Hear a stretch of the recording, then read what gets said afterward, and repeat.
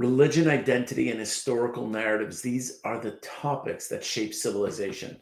But they also spark some of the most controversial and misunderstood debates of our time. In today's video, we're diving into a question that challenges the very foundation of Judeo-Christian values. A bold claim is made questioning whether Judaism and Christianity can truly be linked or if they are fundamentally opposed to one another. What follows is an intense, thought-provoking response that forces us to ask ourselves, how do we engage with history, faith, and differing perspectives in a way that leads to real understanding? And more importantly, what can we learn from this for our own personal growth and emotional resilience? Good evening, Mr. Shapiro. You've consistently promoted the idea that America was built on Judeo-Christian values. However, as a devout Christian, I have difficulty accepting the term, given Judaism's rejection of Jesus.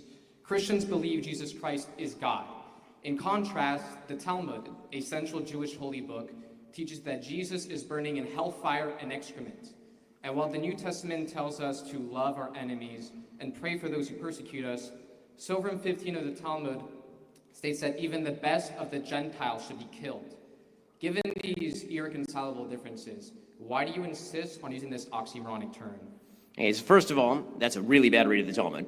Second of all, the notion that you can cite any text in support of the idea that Judaism broad writ is somehow disdainful or hateful of Christians or of people who are not Jewish is in fact a tremendous misread of Judaism over the centuries and particularly today.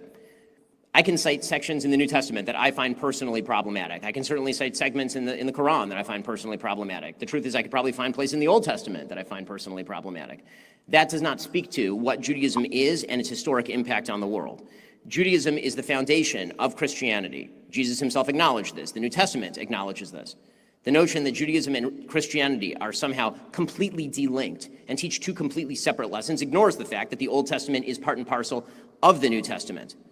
Sure, Christians and Jews think different things, of course. Otherwise, I'd be a Christian or you'd be a Jew. If we thought completely the same thing, then presumably we would have the exact same religion. But the notion that Judaism and Christianity are completely delinked is wrong. As far as miscitations from the Talmud, or even citations of texts that are written in the year 500 CE at a time when Jews were being persecuted by Christians in the Roman Empire, that seems to me a real stretch to get to the idea that Jews today are overall hateful of Christians. I'm not sure that there's anybody in America, personally speaking, who's pushed more people back to church than me. I really don't know that there is anybody who's done that. I tell Christians literally all the time to go to church. I tell Christians all the time to re-engage with their faith. I think it is deeply, deeply important that they do. I don't try to convert people to Judaism because that's actually forbidden in Jewish law. I'm not supposed to convert people to Judaism. So I know there's a group of people who spend all day online cherry-picking bad lines from the Talmud, a text that they have no familiarity with, and then trying to spin that into a giant myth about how Jews are seeking the extermination of Christians or some other bizarre conspiracy theory.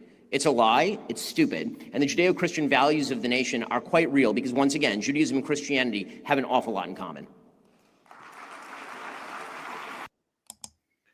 Emotions play a huge role in this. When we feel attacked, when we hear something that challenges our worldview, our instinct is to react, sometimes with anger, sometimes with defensiveness.